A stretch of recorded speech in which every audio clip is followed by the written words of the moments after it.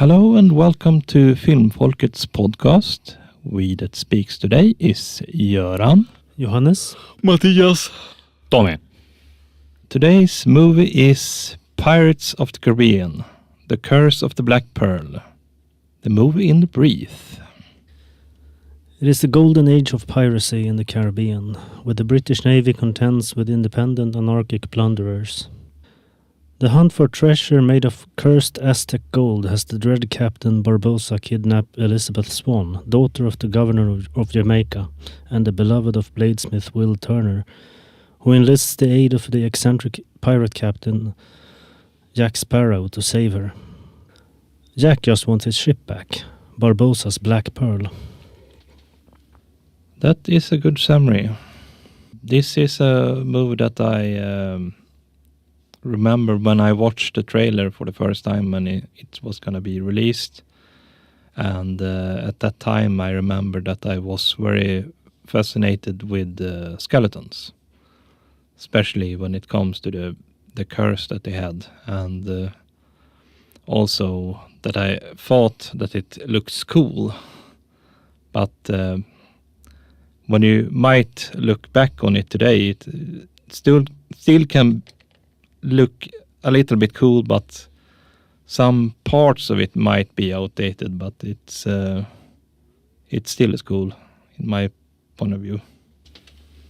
It's an interesting sort of CGI where you have these shifts between the living person and their true undead form, and it's really interesting how they made that. The actual skeletal zombie things might not look perfectly nice these days, but it's decent. Sometimes awkward, but mostly decent. I mean, I also like how this pirate movie looks, all from the costume design to how they have replicated like how the ships works and all the soldiers, and also some of the one-liners that they're using in this movie is also kind of cool, and some of the lines that comes back when he's saying that this is the day when you almost catched Captain Jack Sparrow, sorry. You can't forget the captain part. But he ain't here. He can't hear us. He knows. He can feel it. Yeah, speaking of Jack, there's this interesting angle to the acting where he was originally supposed to be a much more serious character, but as Johnny Depp assumed the role, he pushed for a more comedic and eccentric character that he, to some extent, based on Keith Richards, and especially the voice and accent. And it's a pretty funny thing that in the third movie, Keith Richards actually plays Jack's father. Yeah, that is very funny, actually. I mean, I don't think that this movie would have been as memorable if Johnny Depp haven't changed how he wanted the role to be. So it was nice of the directors to make it that he had the freedom to make it the role as he wanted it to be. It's a peculiar detail because apparently the script was written in the 1990s. It is a movie that took a lot of time to actually make. So, but anyway, the character was basically set to be played by comedic actors. So I wonder in what part of the development they decided he was supposed to be serious. Because I'm reading here that the actors they had in mind were Steve Martin, Bill Murray, and Robin Williams. So, of course, he was supposed to be a goof all along. I don't know how they reasoned. But now I'm kind of interested in a more serious version of these movies. I mean, I like the contrast between Jack and Barbosa. That Barbosa are the more serious one, and Jack is more like a clown as a character. But it's an interesting contrast. Jeffrey Rush does a very good job as Barbosa. He's an Australian actor, but he affects this stereotypical pirate accent that he does a really good job with. He also acts with this peculiar menace to him that's effective as a villain, while also exhibiting this very tragic existence because of the way he's been cursed. Yeah, Sparrow and Barbosa are like the biggest scene stealers in the movie. Even though we got Orlando Bloom and Keira Knightley as also main characters, they are more like a MacGuffin to the story plot than actual characters, in my opinion. Yeah. Competent actors, but yes, the others steal the show. Orlando Bloom was right off the Lord of the Rings movies, so he was a very popular actor at the time. I want to say that in the earlier Gladiator episode I said that Hans Zimmer was responsible for the music. It's actually Klaus Badelt who made the music, but he has these frequent collaborations with Zimmer, and there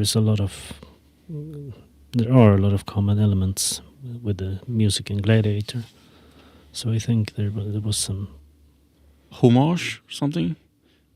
Or just he didn't think that he was doing it? I don't even want to say that they recycled material, but they... He borrowed his homework, for sure. A little bit, I guess. But in a good way. As was mentioned, the costume design is very competent. It's accurate for the time period, and I especially liked the different pirate outfits. It's one thing to really replicate the outfit of a British musketeer from the 1700s, but another to really dress up this shaggy, messed up kind of guy who lives on scraps and scavenges what he can find. It's very interesting. Yeah, I agree with that. Very good costume design. I remember the name of the lady too. I think we've seen a couple of movies where she's been in charge of costume design. And she seems to always be on point. Forgot her name now. Penny Rose. Exactly. Penny Rose. I was wondering what could have been done differently and other thoughts. Like we mentioned, Orlando Bloom's character should have had a bigger role. It's sad that he got overshadowed by Jack Sparrow and Barbosa. That's why I like him more in the second movie than in this one. He had more to do and was more fleshed out in the second movie than in the Black Pearl's Curse. Yeah, I mean, he had a lot of scenes in this movie, but it just didn't feel like he was there, even when he had the chance. So I was a little sad. I think the fight choreography was very well done, but I have some issues with a few scenes. The one where Will throws the sword in the smithy. It sticks to the door and wiggles a little bit, but the camera lingers on it in a certain way that shows that it's a prop sword, very obviously. It looks very plastic. And there's also this scene where they're going to fake steal a ship by basically, how do I put this? They put a lifeboat over their heads and go under the water, and that's basically a violation of physics. That boat would go straight up. And it's a very strange scene. Movie magic. Very much so. One fight scene I had a problem with, the choreography, or if you can call it that. It was the ending fight scene when Sparrow is about to be hanged. Their rope play that gets a couple of the musketeers tripped up and stuff just feels so forced. Like I don't see how anyone would be tripped up by that. I don't think anyone here even remembers that scene. No, I don't actually. Which is that last goddamn scene in the movie. I was actually taking a few notes while that played, so I missed it entirely. I think I fell asleep.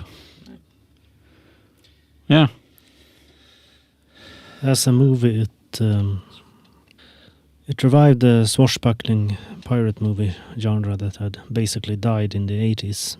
And much like how Gladiator revived Sword and Sandals, it's a gamble that paid off for the movie industry. It's a very interesting movie, given how it was based on a Disney World ride. So it needed a lot of embellishment to function as a story.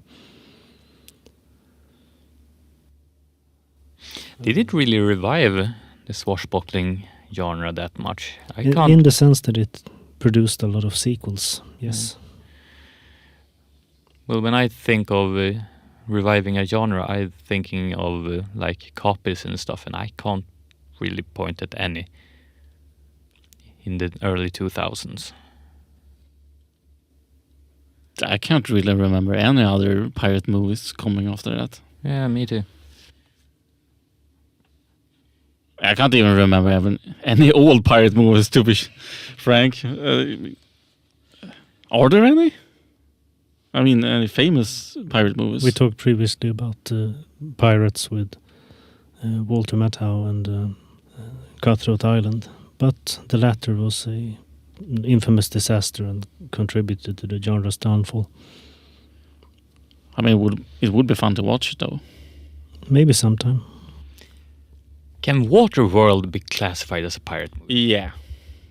Kind of, in a sense. It might be. It's a little science fiction. It's a little piratey. It's worth a watch. I mean, they scavenge. Yeah. So.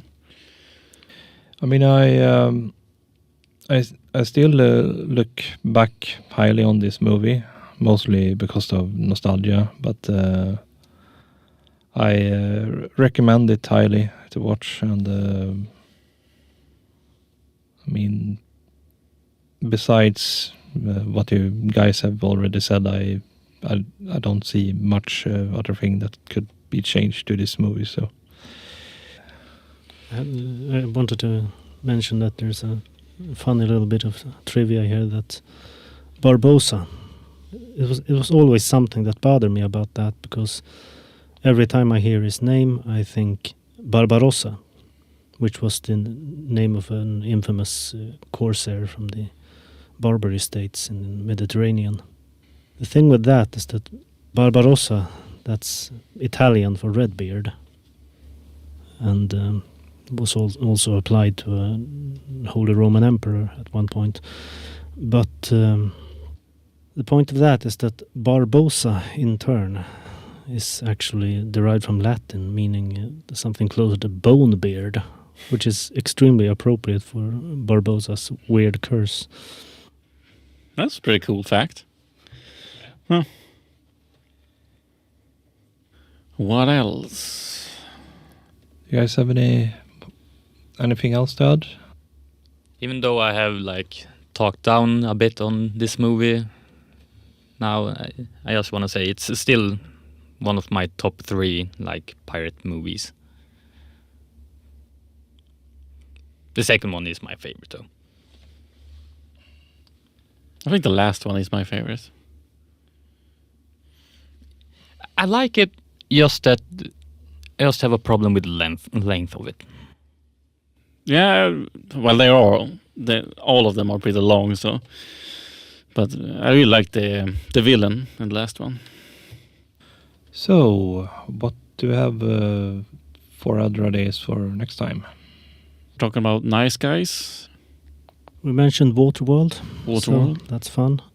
I'm a little inspired by these adventure movies, let's say. And we previously talked about making an episode on The Mask of Zorro.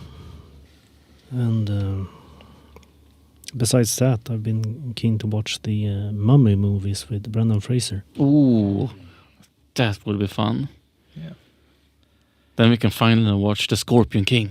I kind of wanted to. I don't remember the release date now, but the last Mission Impossible movie is coming out soon, I think. So I've been thinking of rewatching the first one again.